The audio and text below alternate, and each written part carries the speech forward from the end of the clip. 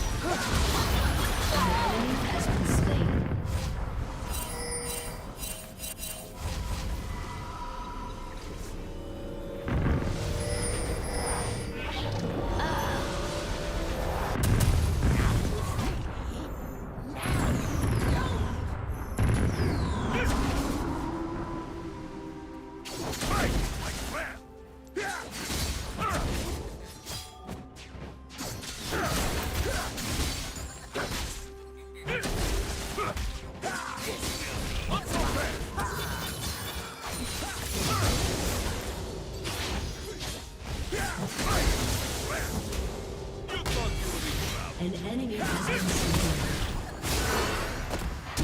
You have been slain.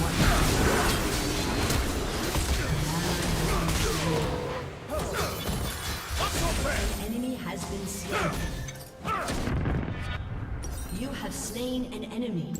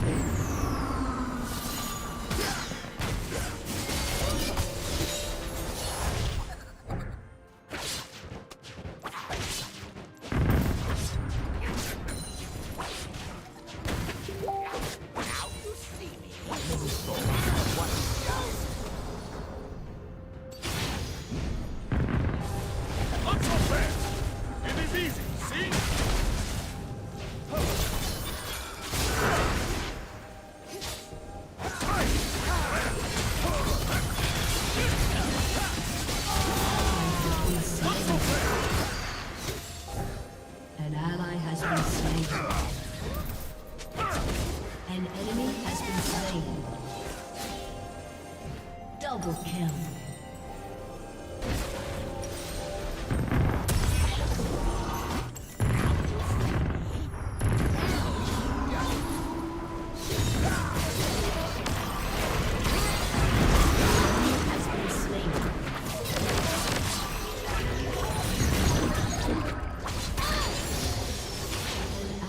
Has been slain. This will be fun.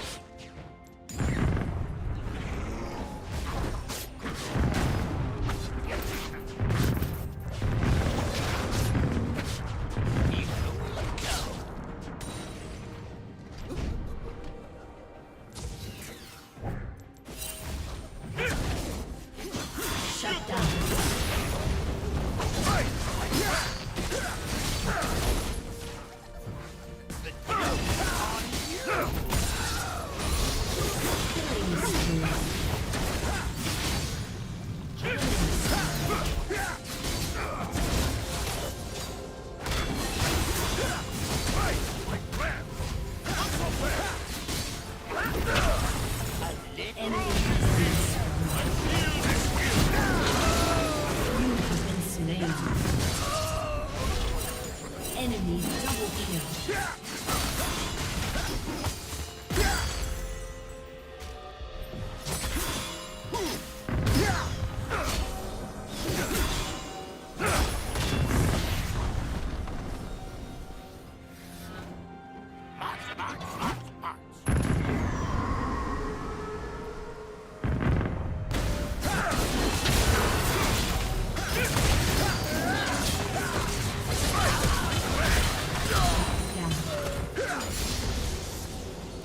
Shut down.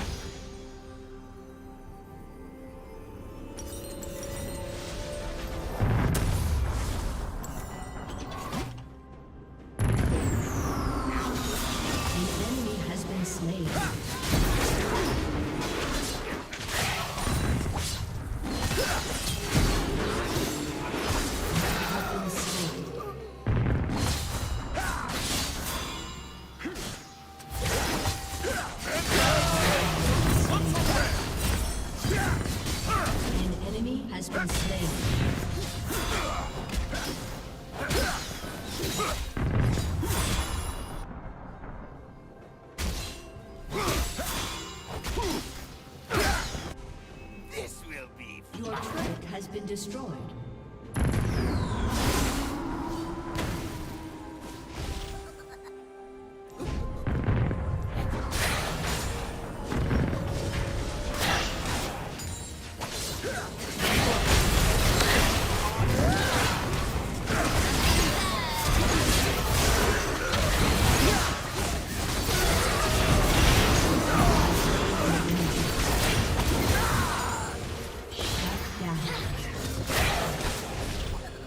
Shut down. Shut down.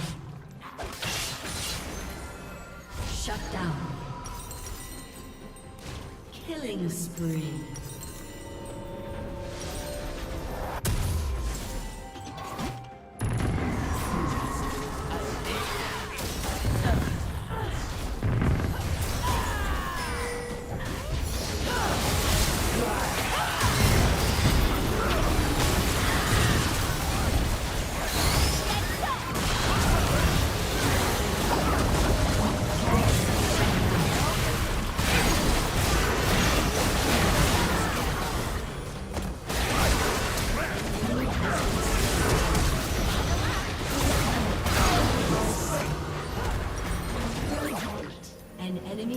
Slain.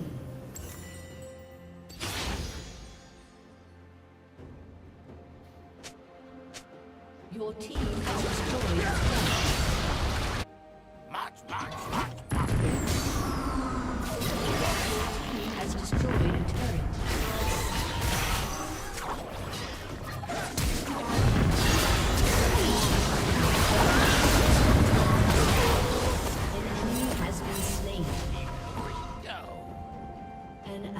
Has been slain.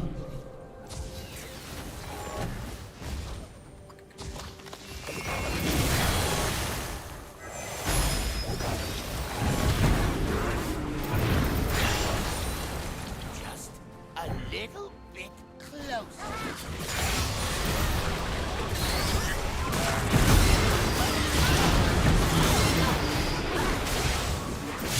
You have slain an enemy. Has been destroyed.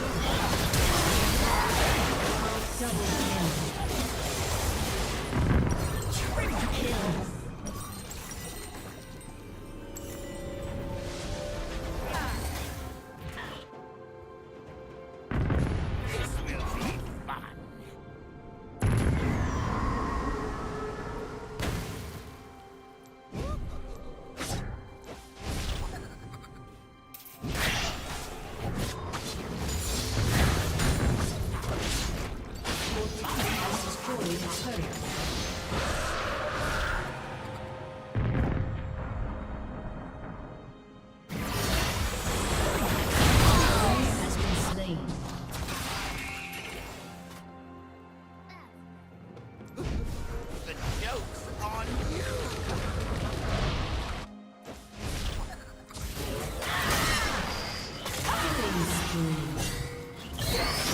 it down. You have slain an enemy.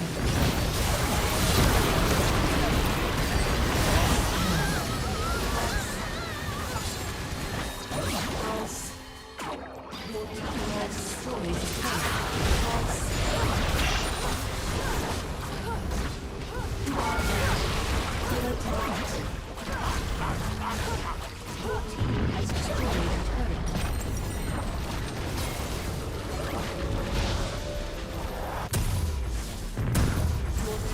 destroyed a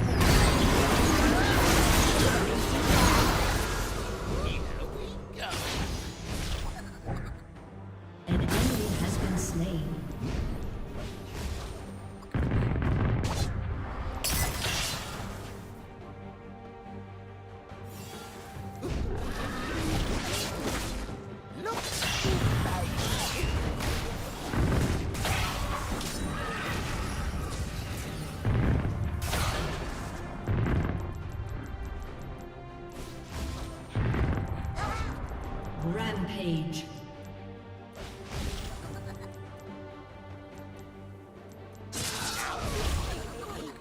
Now you don't.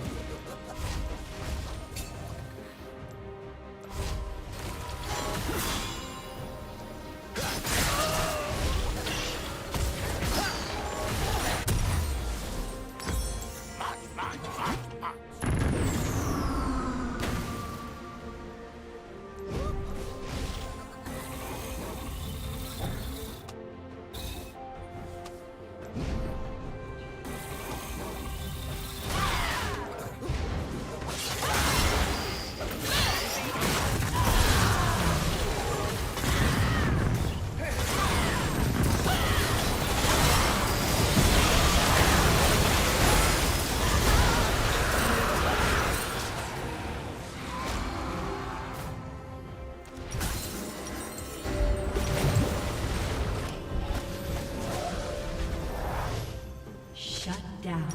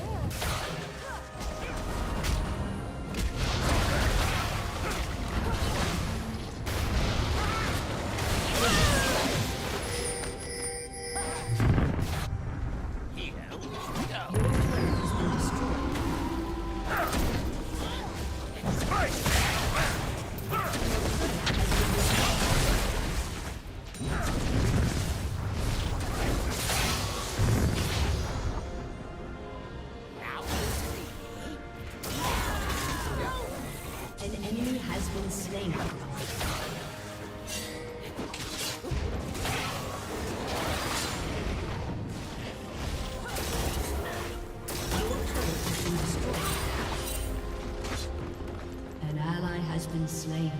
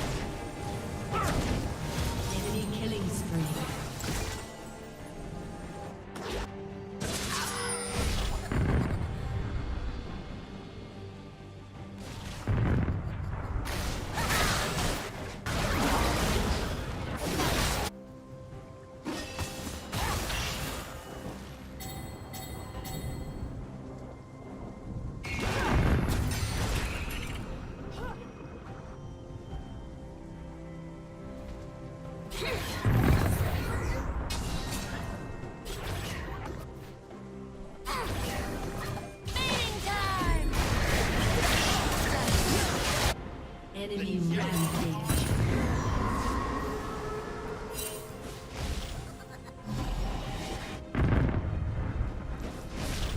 An enemy has been slain. An ally has been slain. Shut down.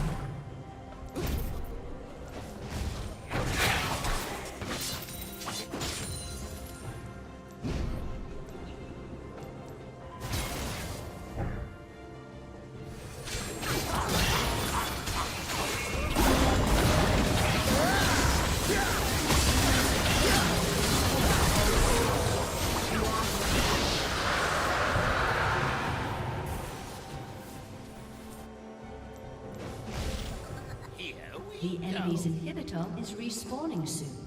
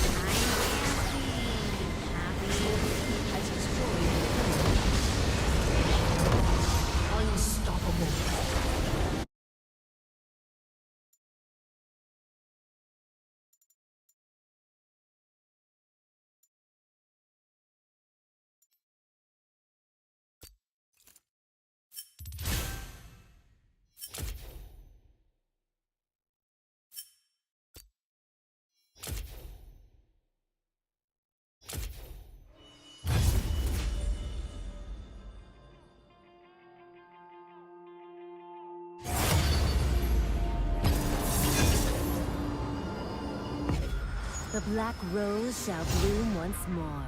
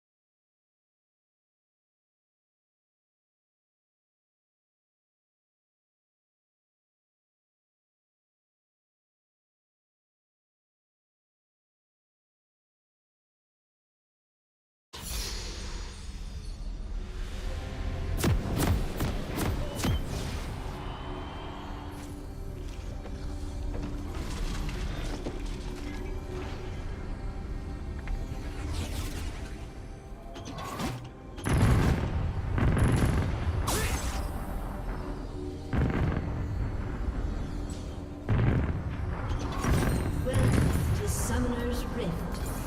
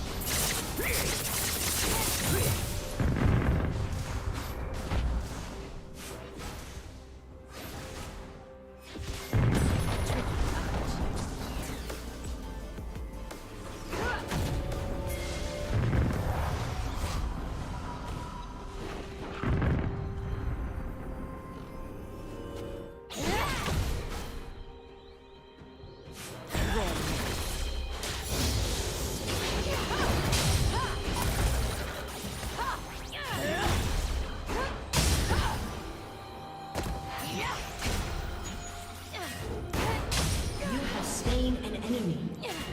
Time to make an appearance. Ally has been slain.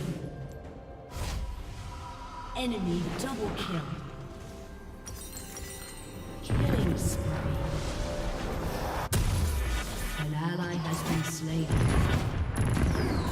Patience.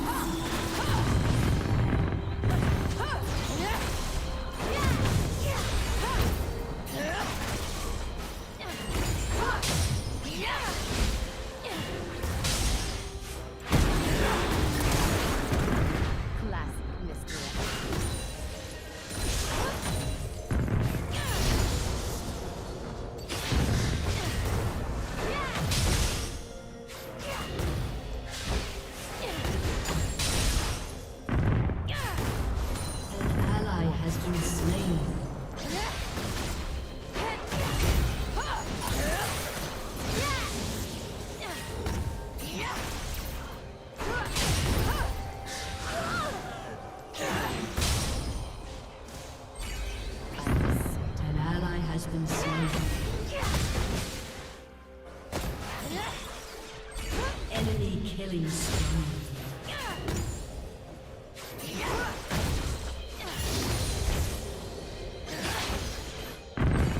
It's all smoke.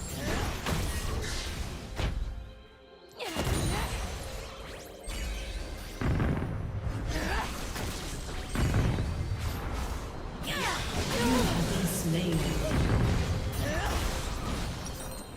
Enemy killing spree. Enemy double kill.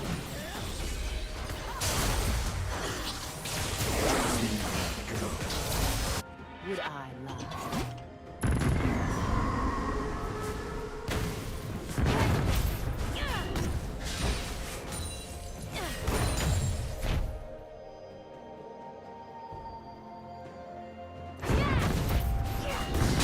Surprise, see me?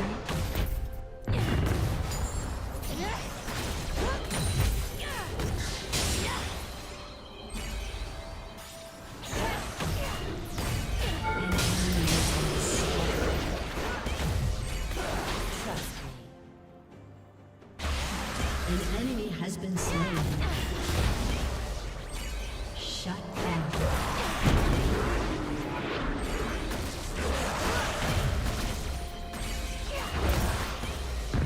Looks can be deceiving.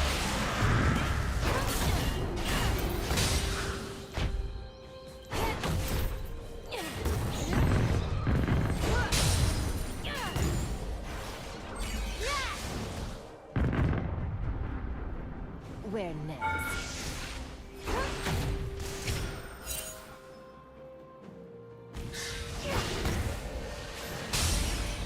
Enemy rampage.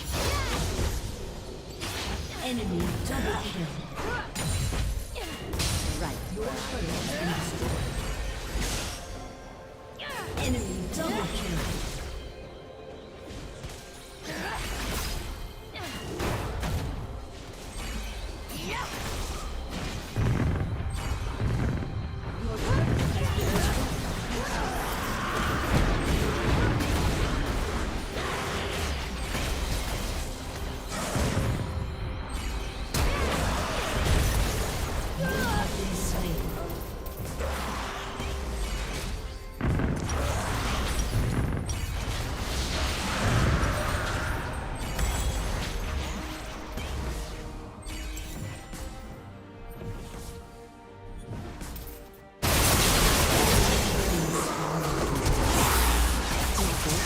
Enemy double kill. Enemy killing spree.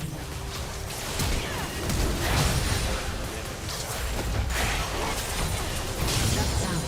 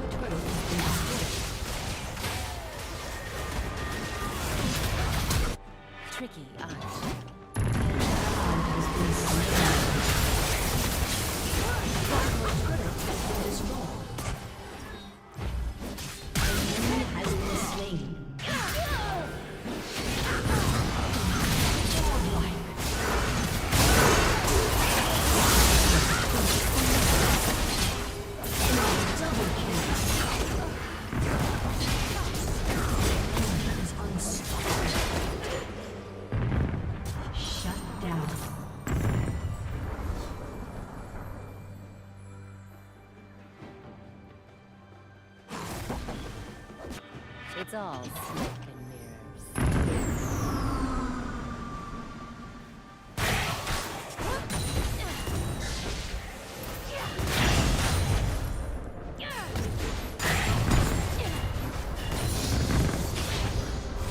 An ally has been slain.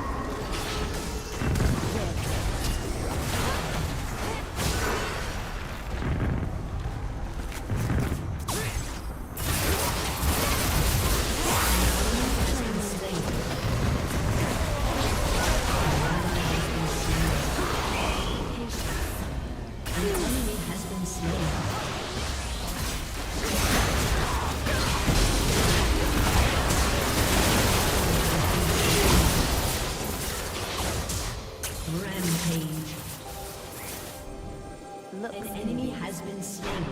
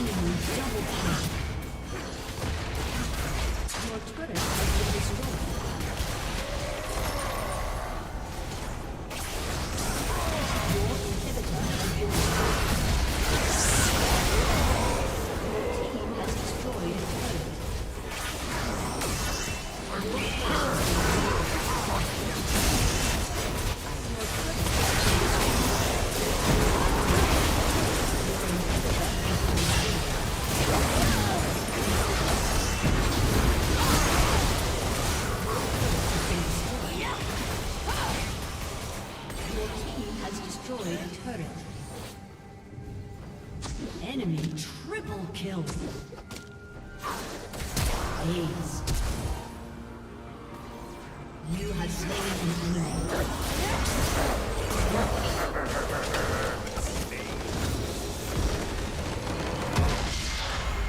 Defeat.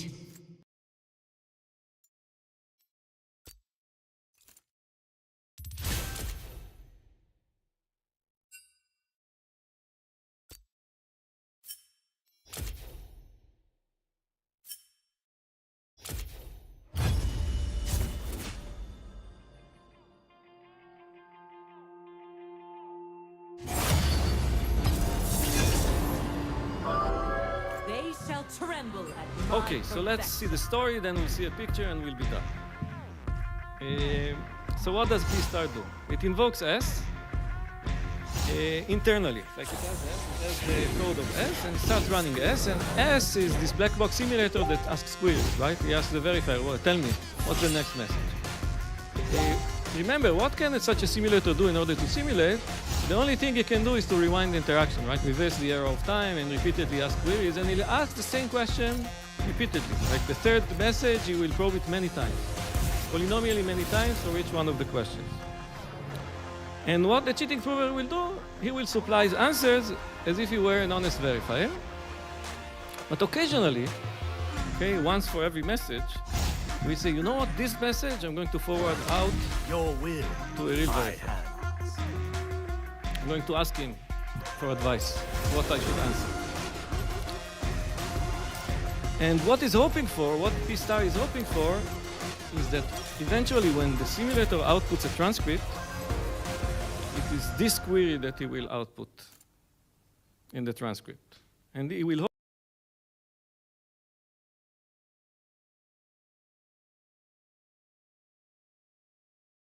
hope that this will be the case for each one of the messages of the protocol. Now, if somehow miraculously he manages to guess for each one of the rounds which is the actual message that the simulator is going to output, then he cheated, because the simulator has output an accepting transcript using the actual verifier messages. I'll show you in a picture in a moment. It might become visually clear. So the only thing that remains to analyze is what's the probability that he manages to guess which is the right message in each one of the rounds. So if the total number of queries made by the simulator is T, then what's the probability that this cheating verifier guesses correctly in all rounds? It's 1 over T to the order K. He has to guess for each one.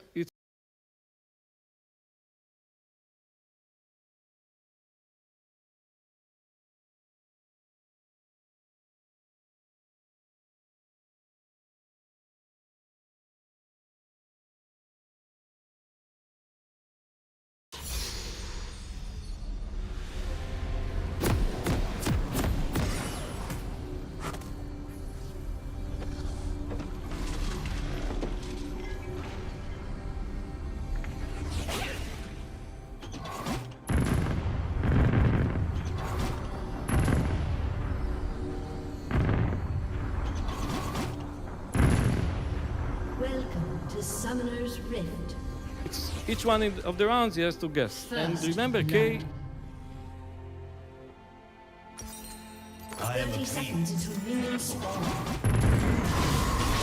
They will tremble in horror.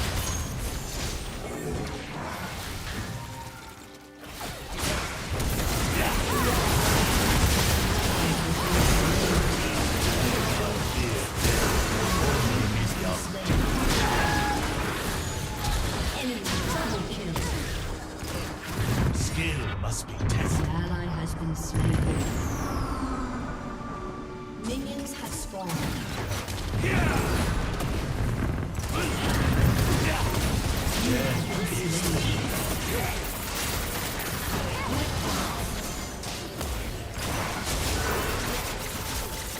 Divinity cannot be constrained. Shut down.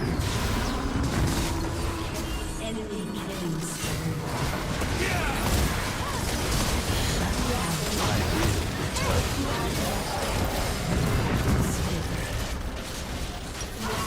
An enemy has been slain. Divine fire. Enemy killing spree. Killing spree. An ally has been slain.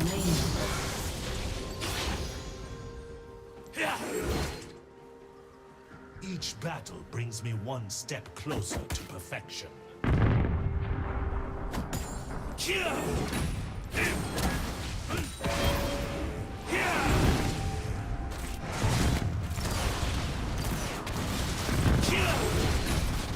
I will crush this world.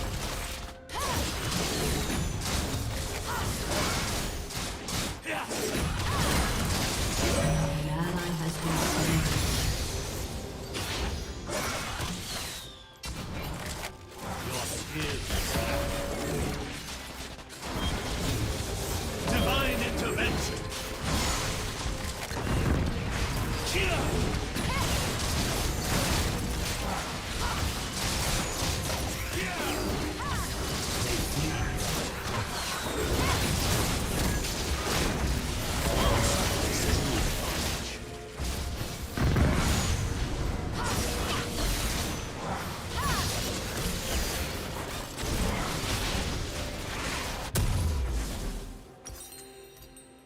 This will do. 1,000 battles, 1,000 victories.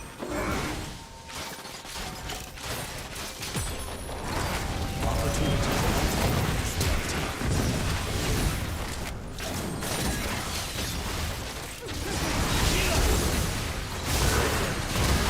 I did not see that color. You have been slain.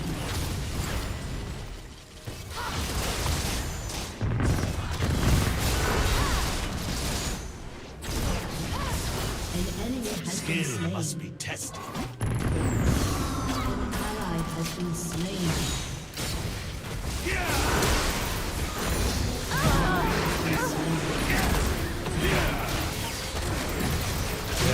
Only fight is the timid.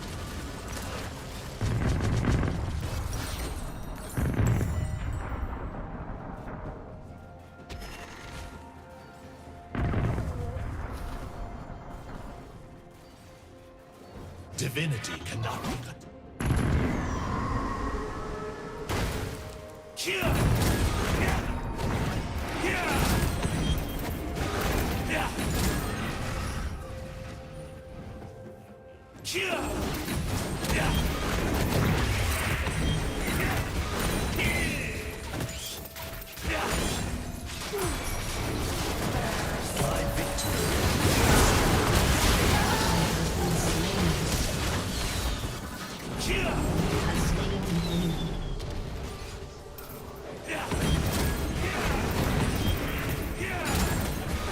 Can you hear my fists?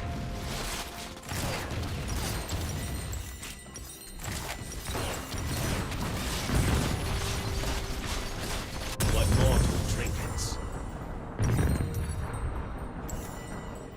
I will conquer like a flame.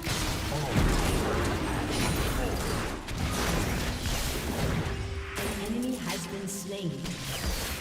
This world is without shadow.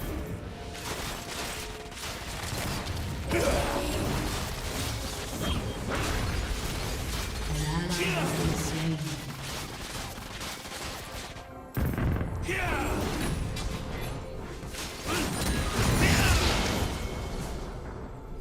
Today's An triumph. ally has been slain. Your turret has been destroyed. Another time. An ally has been slain.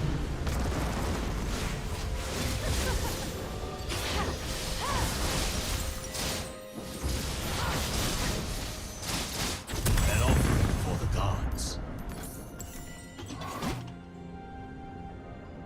I am the fiery hand of enemies. I do not fear death, only mediocrity.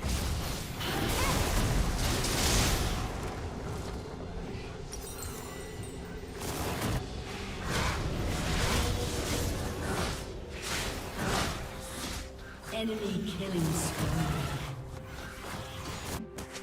Your turret has been destroyed. Divine fire.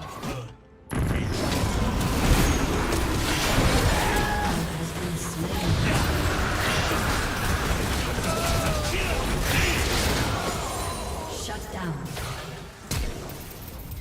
Enemy killing spree. The key to immortality?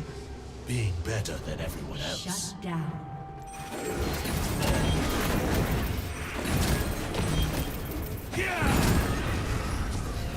A true victor knows when to An engage. ally has been slain.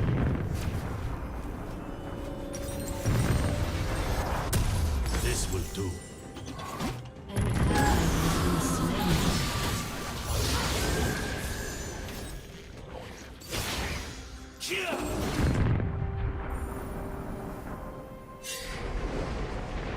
Enemy killing spree.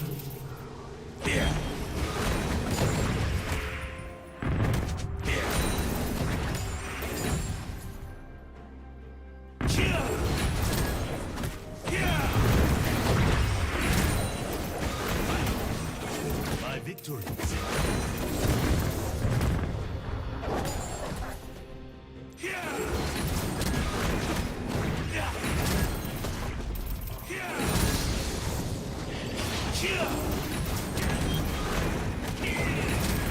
Celestial fire courses through my veins.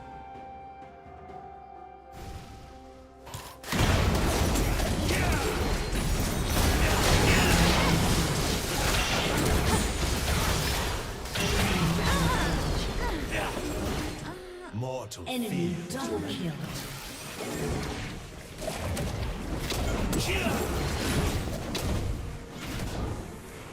Await my return.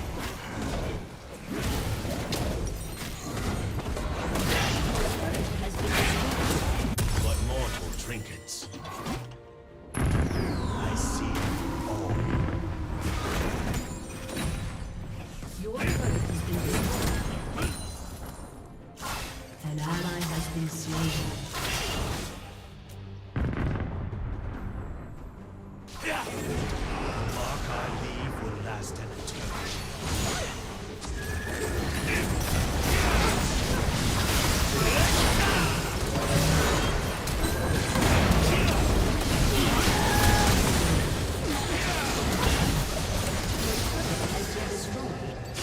Divinity. Shut down.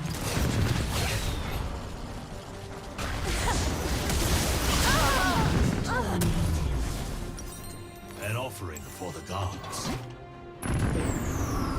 With certainty. Ally has been slain. Shut down. Multiply as they are taken. An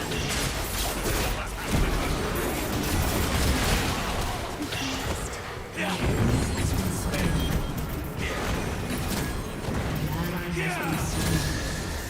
Victory will be absolute.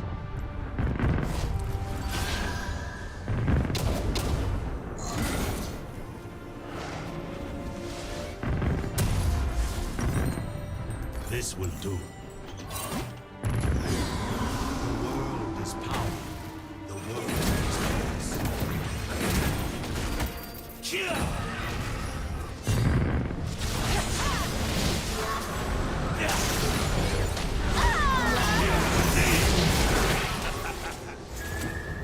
My third eye sees all.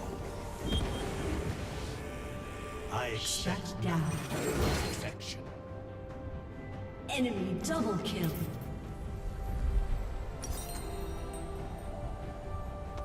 What mortal trinkets? An ally has been slain. Purpose.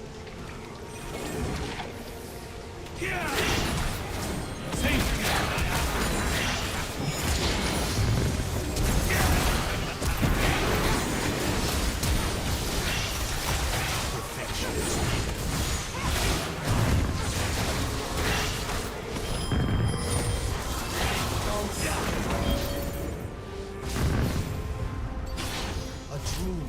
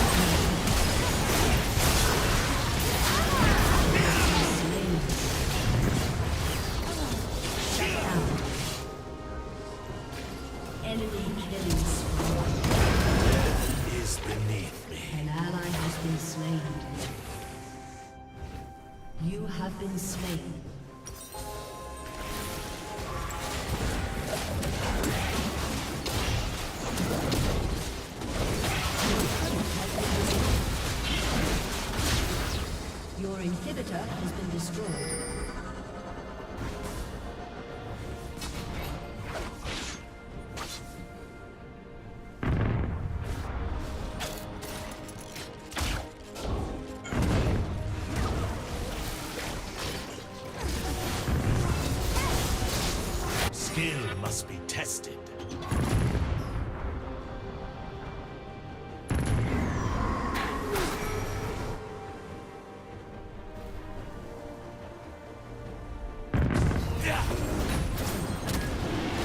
Crush this.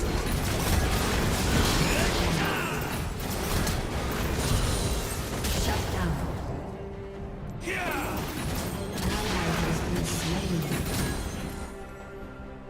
An ally has been slain. Your flawed training betrays you.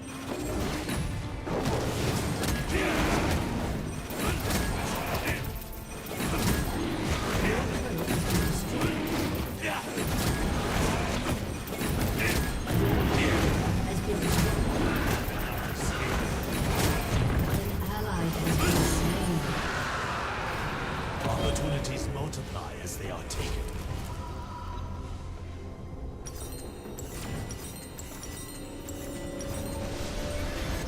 This will do. They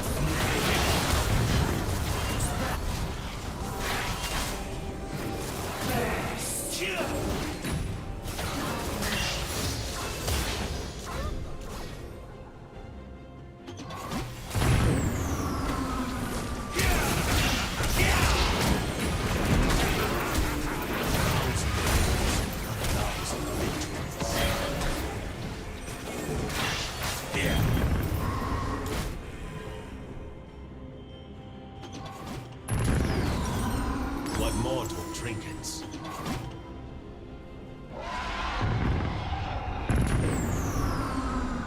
Let them come. An enemy has been slain.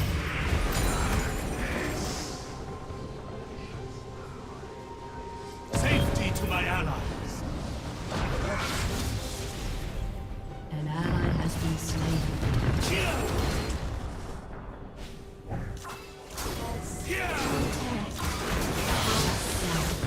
It's mine.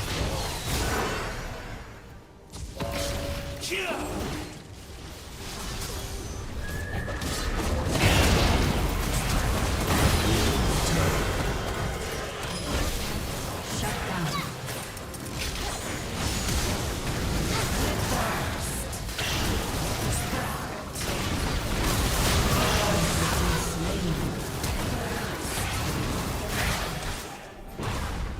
Enemy double kill.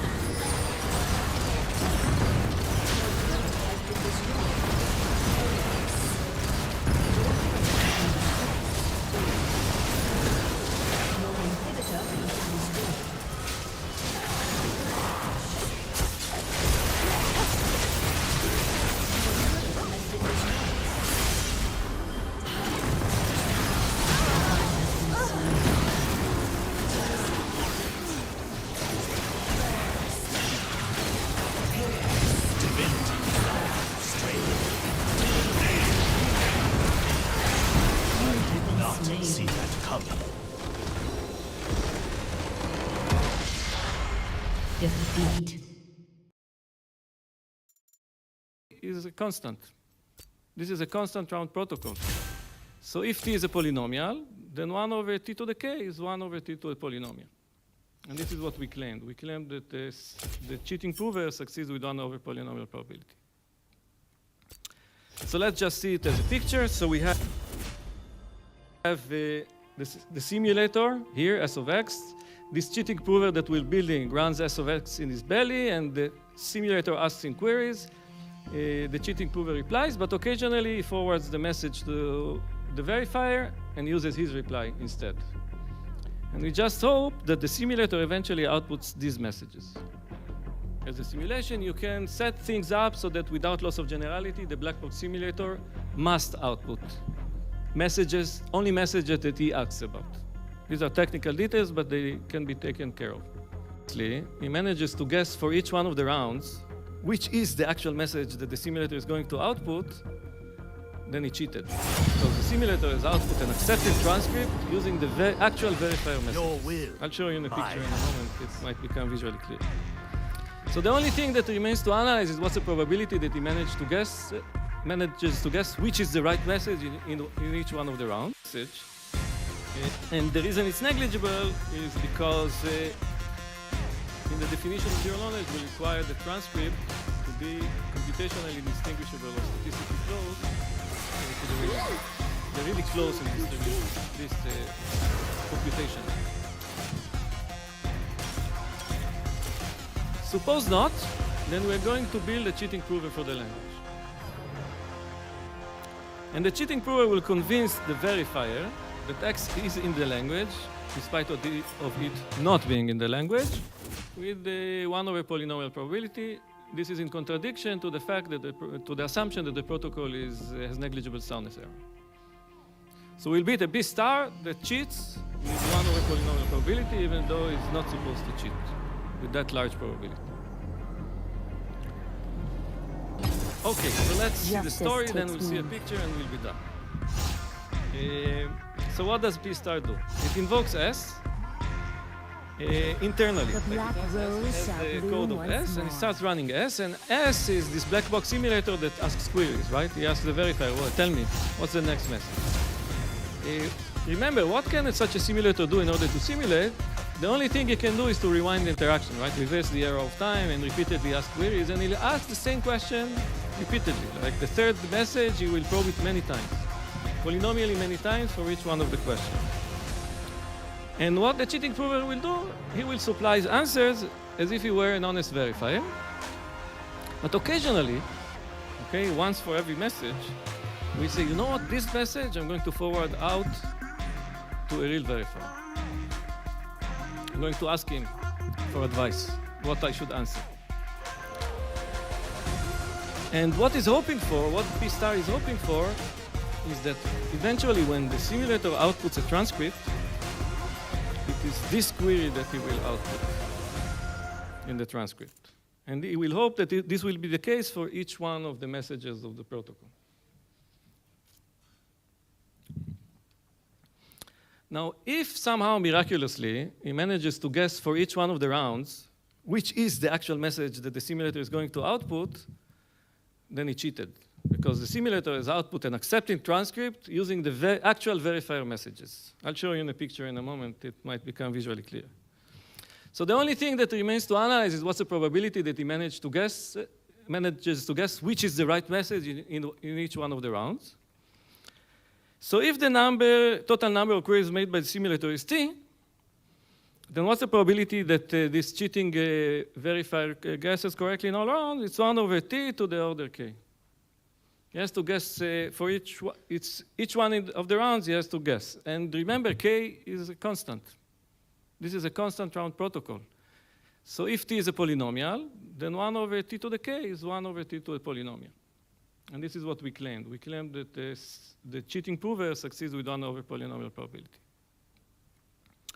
So let's just see it as a picture. So we have the simulator here, S of x.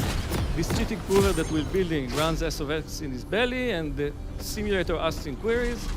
The cheating prover replies, but occasionally he forwards the message to the verifier and uses his reply instead. We just hope that the simulator eventually outputs these messages.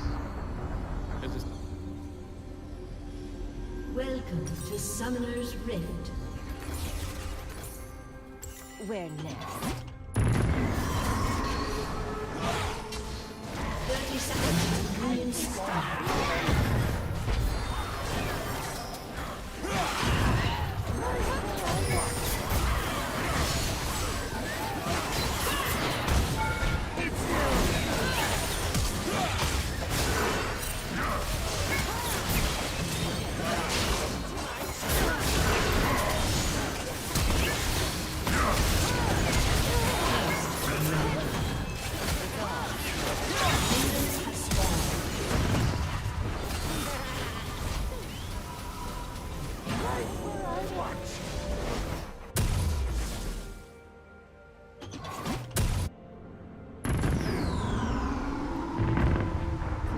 Classic misdirection.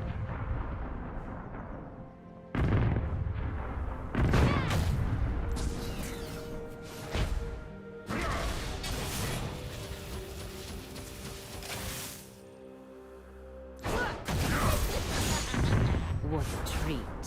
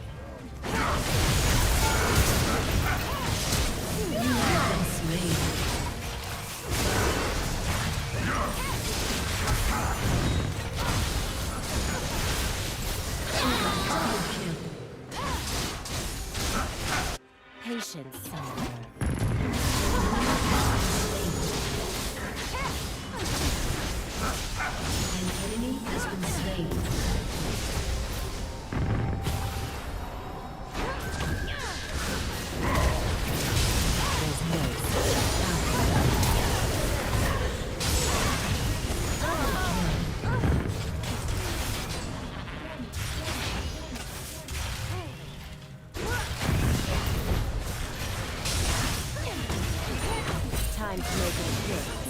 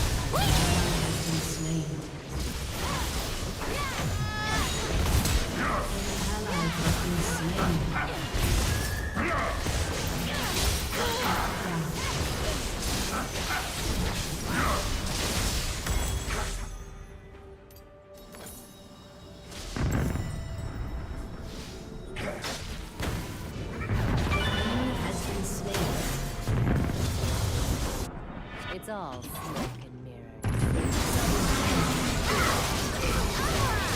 Double kill.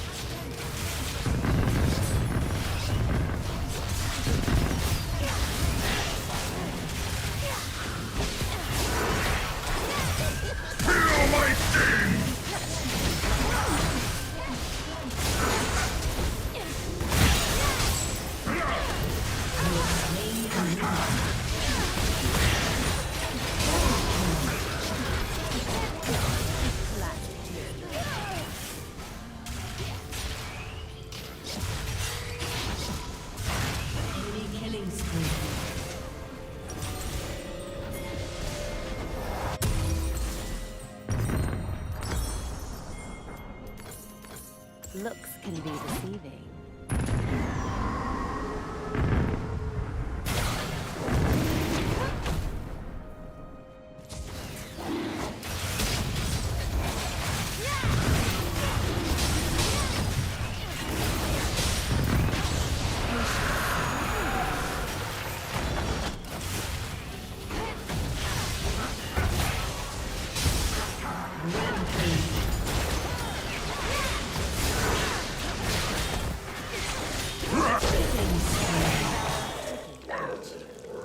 Your turret has been destroyed. An enemy has been slain.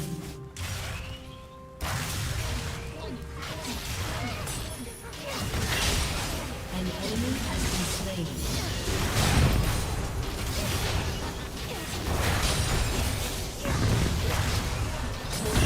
Destroyed a turret.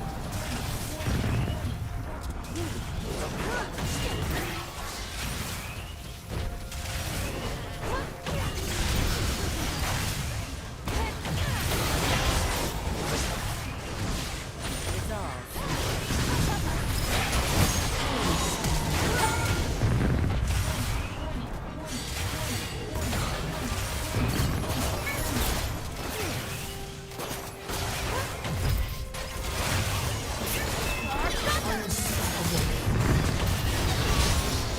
Shut down. Killing spree. An enemy has been slain.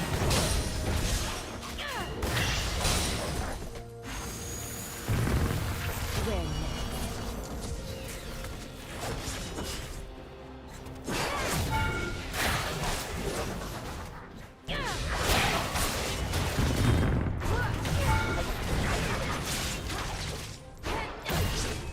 trust me.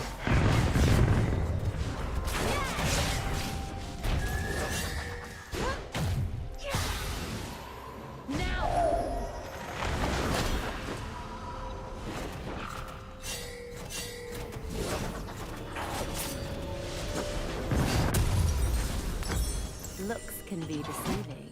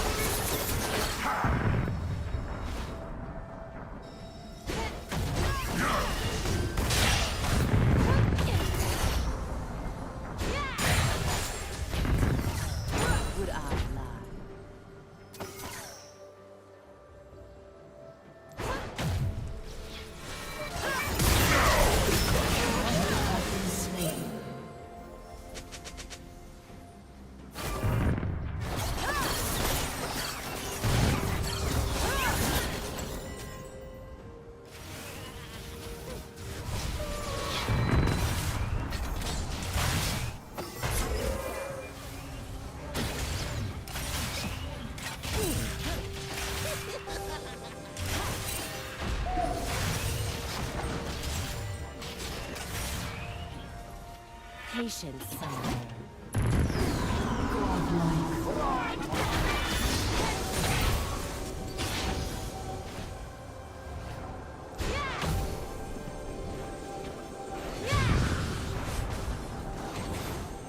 Surprised to see me?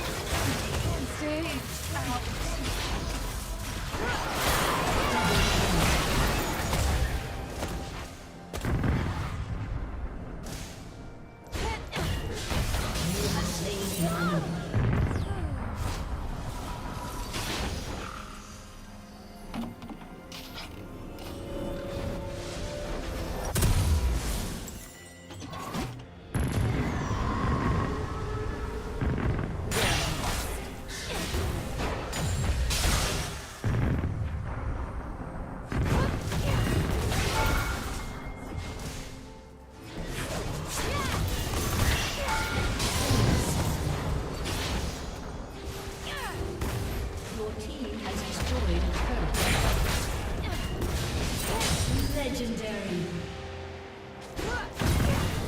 Ally has been slain. Killing spree. A summoner has disconnected.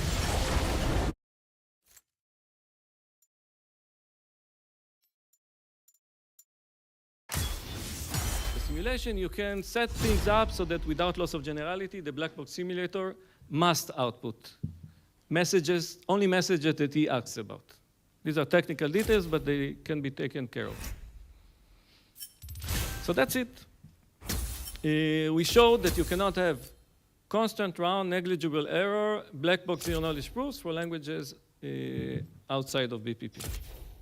Because any such language, any language that has such a protocol is in BPP. Let me say a few words. Yes. Excellent question. Thank you, Claudio. So actually, I don't need to assume one-way functions here. Why? This brings me back to the polynomial thing, the grid T polynomial thing. So remember, I told you that I can build a function that is pseudo-random to the distinguisher if I know in advance the number of queries the distinguisher is going to ask. So let's see the order of quantifiers. You say, suppose there exists a simulator that runs time t. I'll build the cheating verifier v star that fools him.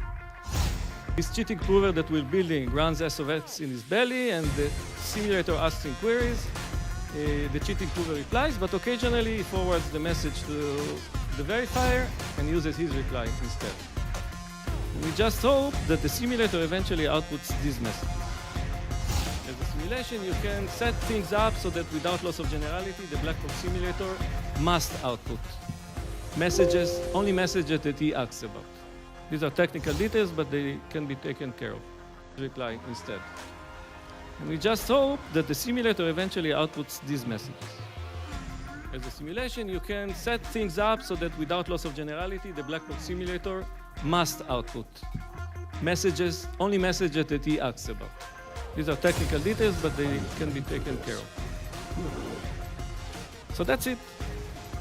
We showed that you cannot have constant round, negligible error, black box zero knowledge proofs for languages outside of BPP. Because any such language, any language that has such a protocol is in BPP. Let me say a few words. Yes? You used the one-way function assumption in the trivial lemma, right? Excellent question. Thank you, Claudio. So actually, I don't need to assume one-way functions here. Why? This brings me back to the polynomial thing, the grid T polynomial thing.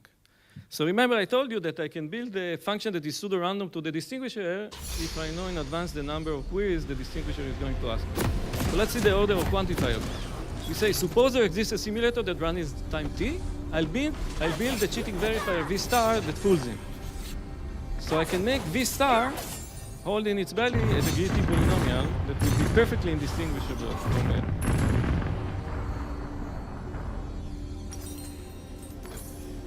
Welcome to Summoner's Rift.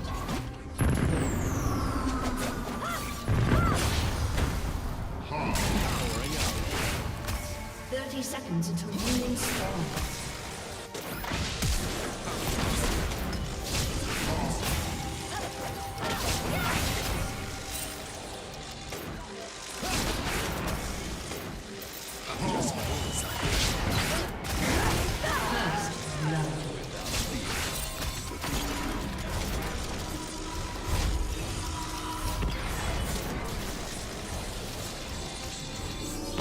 Minions have spawned.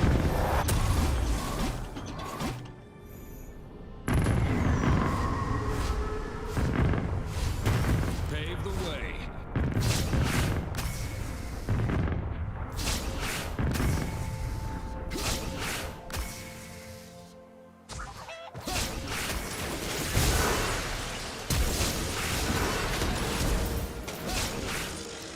Eye on the horizon.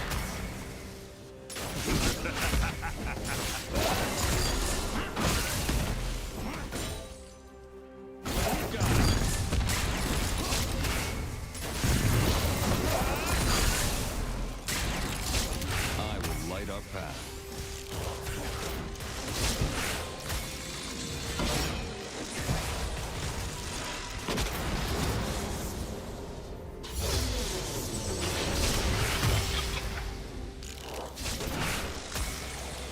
Time to make a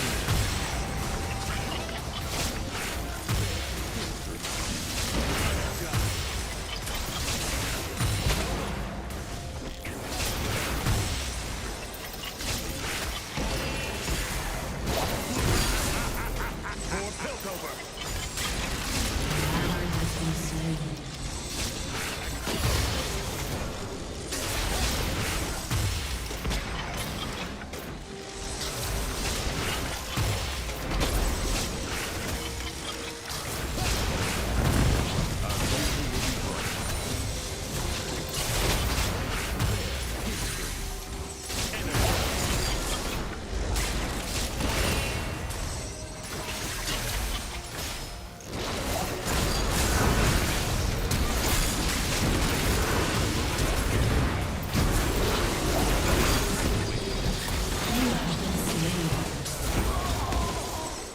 Enemy double kill. An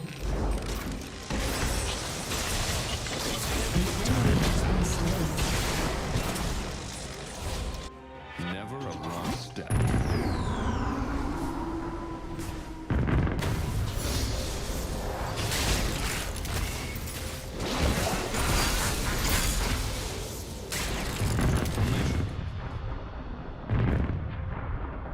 I'm always ready.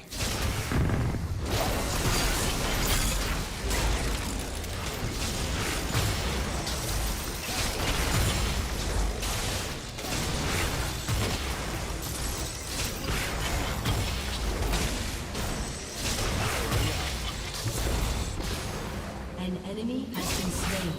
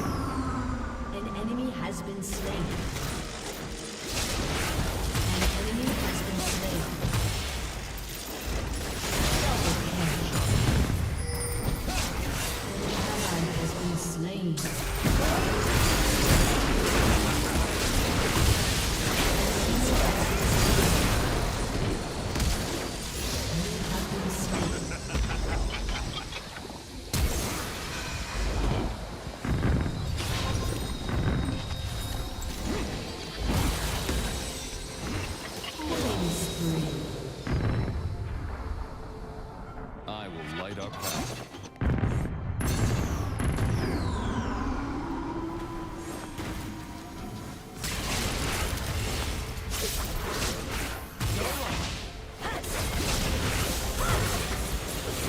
Transformation complete.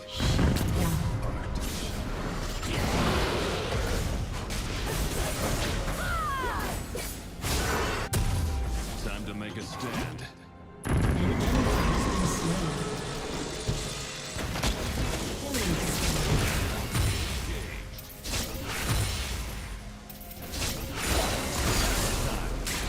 Your team has destroyed a turret.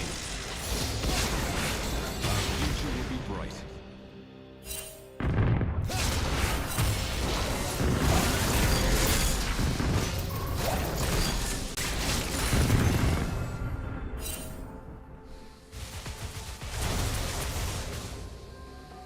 Never look back.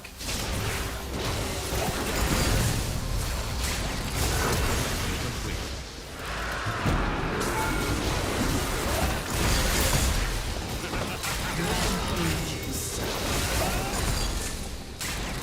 Never a wrong step.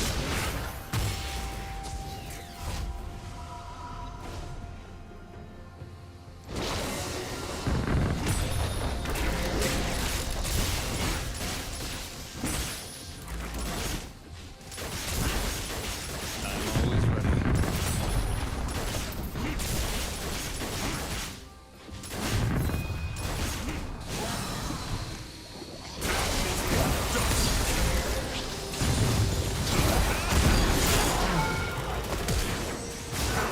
You have slain an enemy.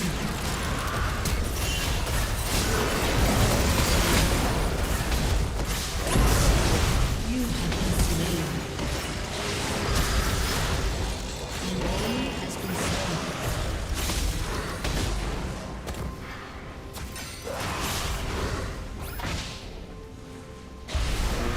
Killing spree. An ally has been slain. Rampage.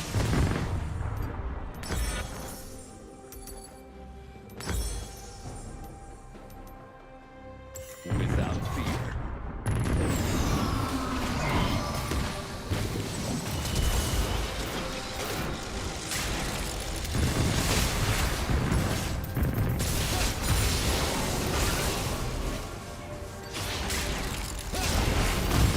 Pave the way.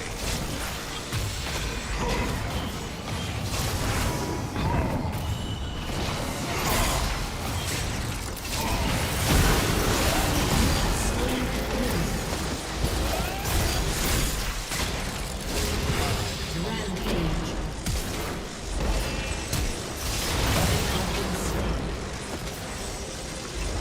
Your team has destroyed a turret.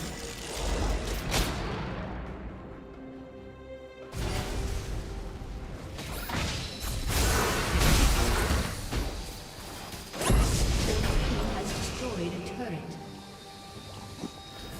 An enemy has been slain.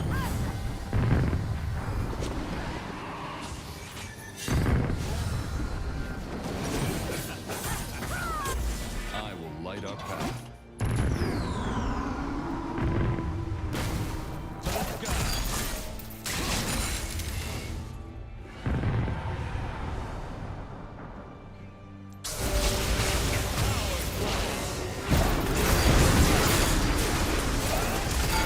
Time to make a stand.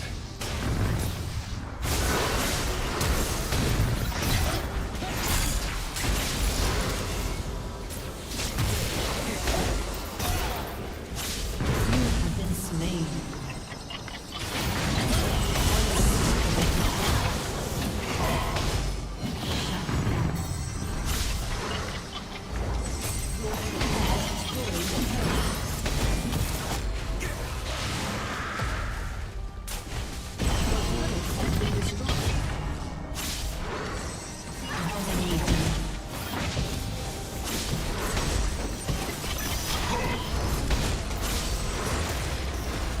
Your turret has been destroyed. Our future will be bright. Your team has destroyed a turret.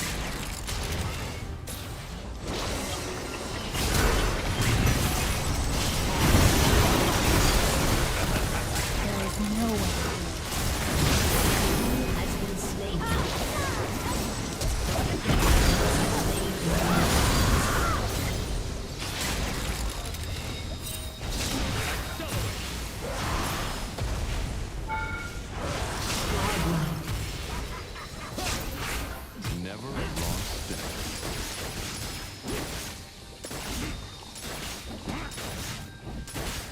Your team has destroyed a turret.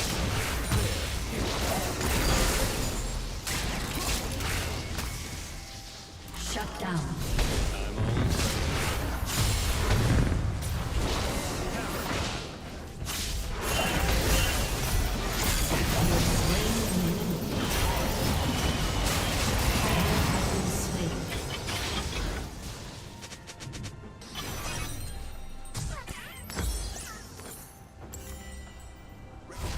Rest and a break from all the screaming.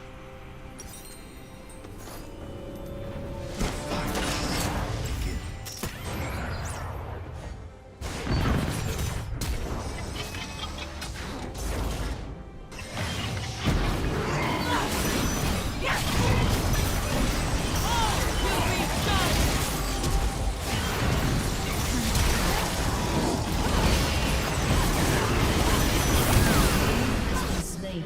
Powering up. Ally has been slain.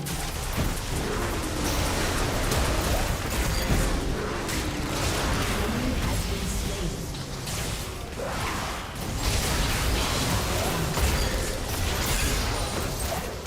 You have slain an enemy.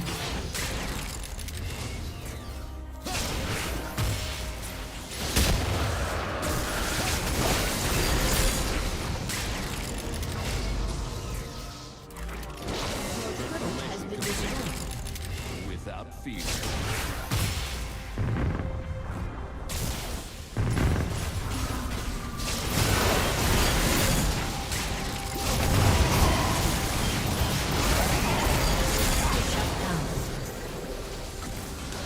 Shut down.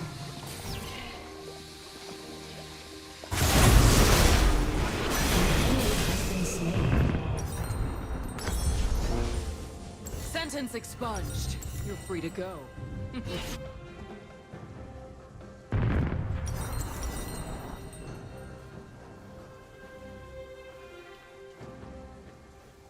Excellent question. Thank you, Claudio.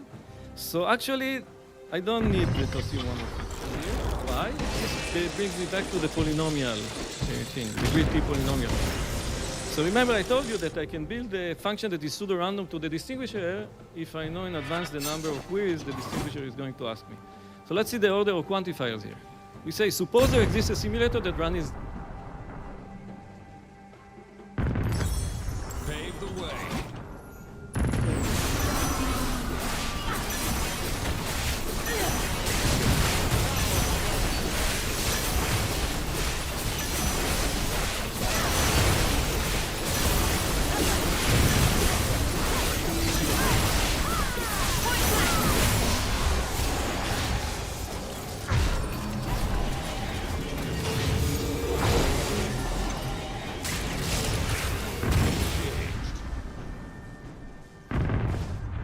Eyes on the horizon.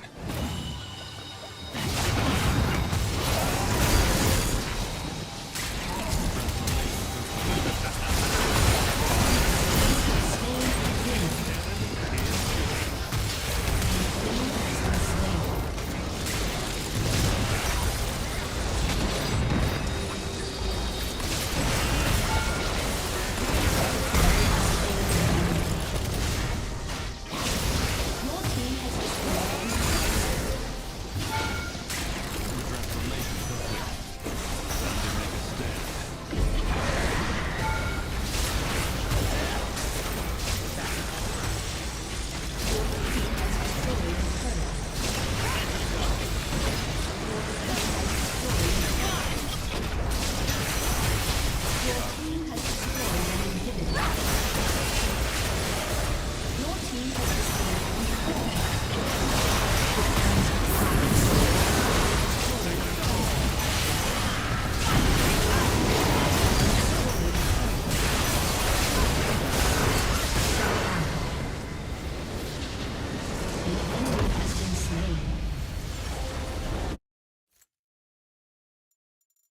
time t, I'll build the cheating verifier v star that fools him.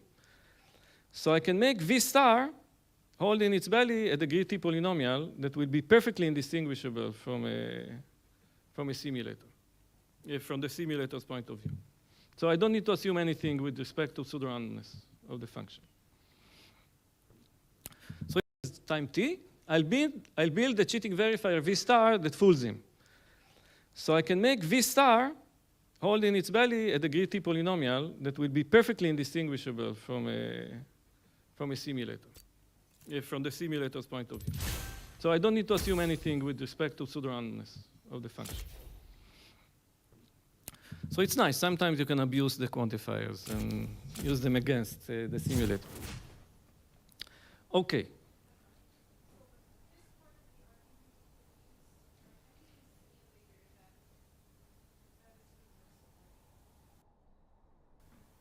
Well, you have to be careful. What do you mean, universal but not necessarily black box? I don't know what this really means, to be universal but not black box, because it gets a verifier code. It gets a verifier code as input. So in what sense is it universal? The simulator. So a black box simulator, because of the quantifiers, it by definition works for every verifier. There exists a simulator so that for every verifier.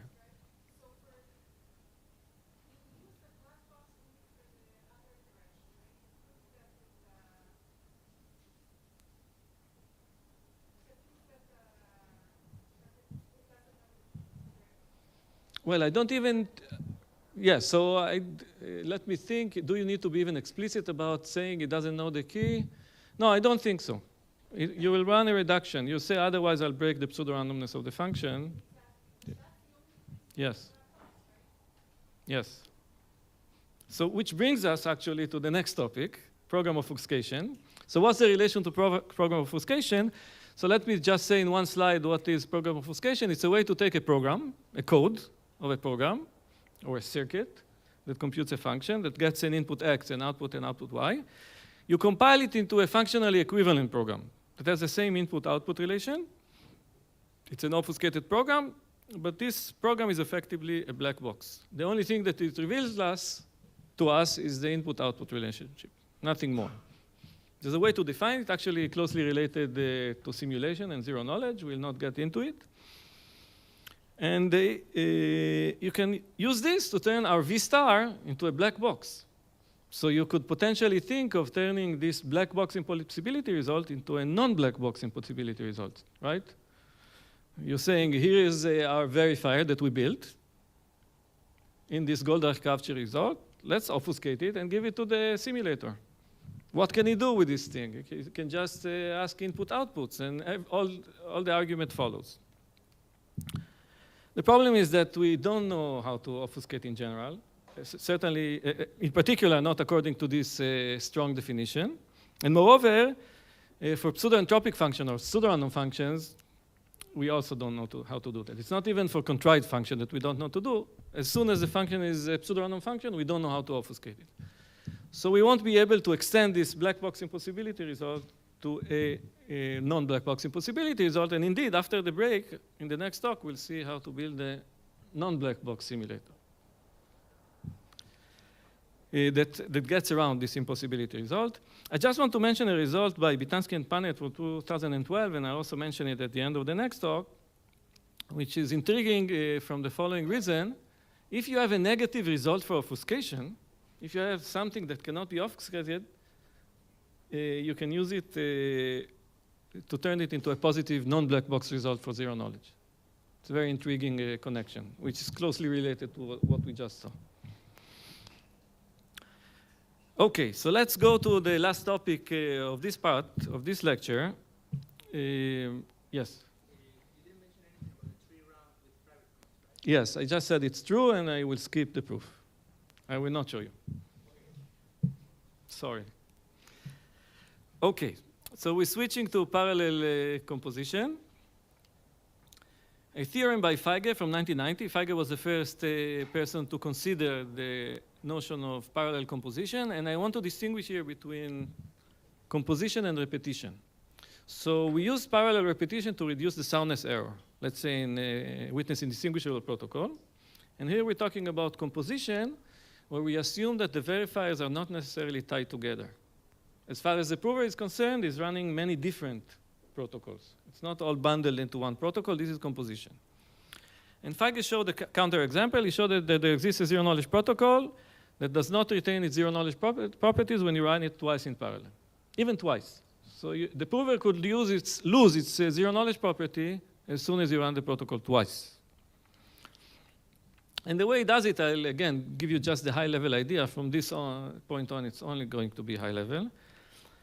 It's going to show that there exist two provers, P1 and P2, such that in isolation, each one of them is zero knowledge, but when you put them together in parallel, they're going to not be zero knowledge. And the counterexample, I'm already hinting, it's related to malleability issues that we talked about yesterday. Okay, man-in-the-middle attacks and such. And specifically, when you put the two provers together, a cheating V star can extract a solution for a problem that is not solvable in polynomial time. This will show that it's not zero knowledge, right? Because after the two parallel interactions, the verifier can do something he could have not done on his own in polynomial time. This is exactly in contradiction to the zero knowledge property. So what does P1 do at a high level? It sends sort of a knowledge or something that is hard to compute if and only if V can solve some challenge he will give him. So the P1 goes first. He said, dear verifier, solve me a hard problem. You succeeded, get my secret. You failed, goodbye. And the idea is that a polynomial time verifier will never be able to solve the challenge, and so no secret will be ever divulged by the prover. This is why the interaction is zero knowledge between the prover and the verifier. And a bit more specifically, the solutions that the verifier is supposed to supply to the hard problem, they look pseudo-random, and they can verify by an inefficient prover. He can break some crypto and make sure that the solution is correct. So this prover P1 that we're building right now is inefficient. What does P2 do? It solves such challenges that are pseudo-random. Why this will not divulge any knowledge to the verifier? Because you'll need unbounded time to verify that the solution is correct. So they will look pseudo-random, and as far as the verifier will be concerned, he doesn't know if it's a correct solution or not, so the interaction is zero knowledge. It's really high level, but I would not like to get into more details than that. So both P1 and P2 are zero knowledge, each one for its own reason. P1 because the probabilistic polynomial time cheating verifier is unable to solve this challenge because it's polynomial time.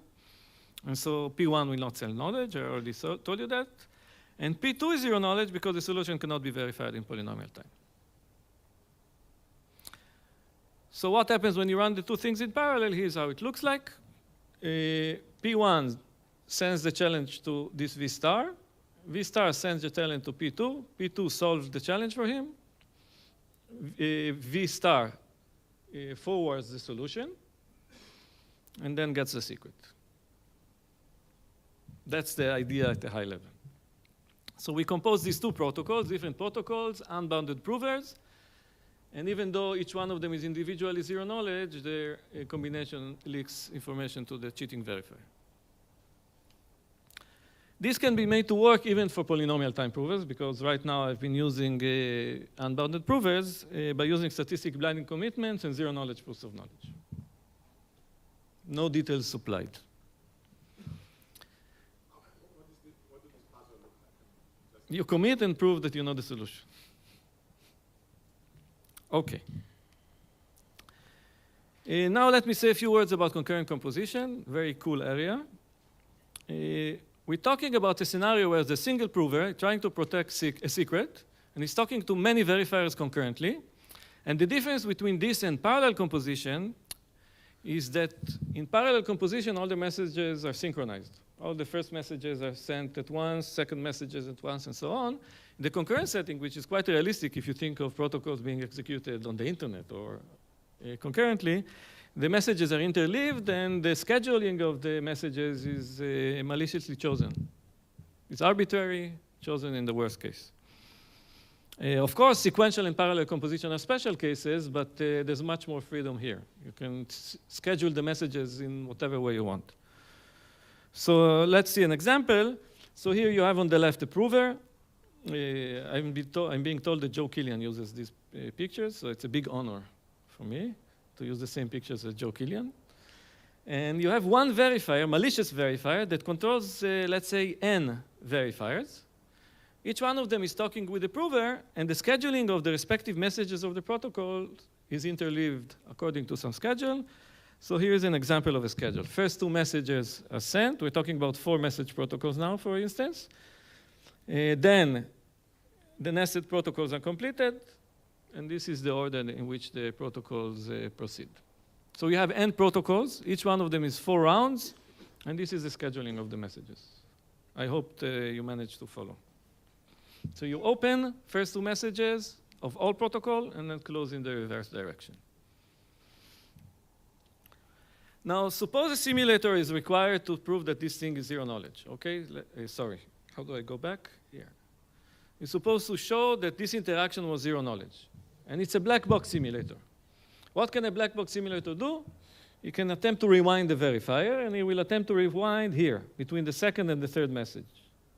Okay, we'll repeatedly send the second message, hoping to get a different third reply.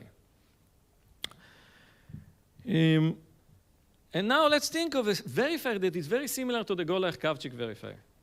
The way it determines this next message, this malicious verifier, according to the schedule, is looks at the interaction so far and applies a pseudo-random function to it.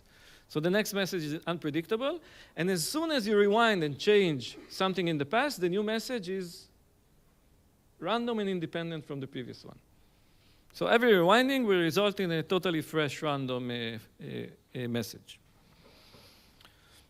And remember that the simulator is required to simulate this whole thing, these all n sessions together, all these n protocols together, and produce an accepting transcript. And in each individual transcripts, you need to rewind and convince the verifier, in each one of them. What's the problem? The problem is that you could start by simulating the most nested session, right? Simulating this most nested session. But then, suppose you want to simulate the next session. In order to do that, you'll have to rewind past this nested session. Okay? Suppose, optimistically, that you solved it. All the work that you did for this session is lost, because now everything is fresh. Whatever you managed to simulate is lost. And the issue is that this malicious verifier that coordinates behind the scene this interaction, he will not let you go past the end point of a session unless you really convinced him. Okay, you will say, no, no, no, you first have to make me accept in this session. So what's the result of all of this complication? Is the following. Suppose this is the time progression, and this is the session progression, and we have the schedule. It's going to progress very slowly. Let's see. Okay, we have this. You can view it recursively, of course. Like this is a recursive, it's 2 messages, a recursive application of the schedule, and another 2 messages. And here is what happens when n equals 3. Okay, this is my hand-wavy proof of why it's difficult. So you have this scheduling, and you start simulating. So you run the first 2 messages, and now you have to rewind this one and simulate it. You do that, you complete the session. Now you rewind this. Once you rewound this, you lost what you did for the internal schedule, and now you need to redo this thing again. Now you have to rewind this. You lost both these sessions, and you have to redo again the most nested session, and after that you need to redo again this session. And the work that the backbox simulator has to do with all of this rewinding is exponential in n. So this is the work. Work for n sessions is twice the work for n minus 1 sessions, which blows up to exponential in n. And these things can be actually turned into black box impossibility results in a very similar way to the Goller-Kavchik result that you saw, using this schedule. What do we know? And here I just give you the results that we know. Dworknauer and Sahai, who introduced this concept in '98, showed that every language in NP has a constant round concurrent zero knowledge under a strong assumption on the scheduling of the messages. It's called a timing assumptions. They have upper bounds on the delays, upper bounds on the latencies and the delays of the message. This ensures that there are no bad schedulings such as the one that we saw. It could be a legitimate assumption, by the way, because it's something that the prover could potentially monitor locally. You know, you're trying to protect your secret, you're a server, you're interacting with many clients. You see that something fishy about the scheduling of the message, and you say, guys, stop. I don't play this game with you. So there might be a practical way to protect against these things. Damgard showed in 2000 that if you assume a common trusted setup, then you have a constant round concurrent zero knowledge proof. So trusted setup does get around these concurrency issues. If you think about what Ron showed you yesterday, the non-interactive zero knowledge protocols from yesterday, you saw that if you can cook up the common reference string in a certain way in the simulation, then you can convince the verifier at will, essentially. So then all of these scheduling issues don't occur, not to mention that it's non-interactive, so there's no issue of scheduling at all, or of rewinding. Then we have results from 98 and 2001, that a lower bound that I told you, and the lower bound is that only trivial languages have a concurrent zero knowledge with less than logarithmically many rounds, logarithmic in the number of sessions. And we have a matching upper bound. So logarithmic is the number of messages you need. So this is the state of the art as far as concurrent zero knowledge goes. What we'll see in the next lecture is a protocol that is bounded concurrent zero knowledge, meaning that if you know a bound on the number of sessions in advance, you can build a protocol that is concurrent zero knowledge with respect to this number of sessions. The shortcoming of this protocol is that the number of bits that you send must be larger than the number of sessions that you got a priori. We have had candidate concurrent zero knowledge protocols that have a constant number of rounds based on strong assumptions related to obfuscation. I will not get into it, but they do exist. But it's still open to build a concurrent zero knowledge protocol with a constant number of rounds under an assumption that we'd consider to be standard. Let me just put it this way. It's been open for a while now. Okay, so let me summarize this part. We saw triviality of unidirectional and two-round zero knowledge, and of the zero knowledge with deterministic prover verifiers. We saw that as far as black box simulation goes, you cannot have constant round public coin, and mentioned the three-round cannot be black box simulated regardless of public coin. We saw a hand-wavy example of the failure of parallel composition, and we talked about difficulties in concurrent composition. There are some history-related pictures. The only picture I could not find online is of Yair Oren, of all people that I looked for.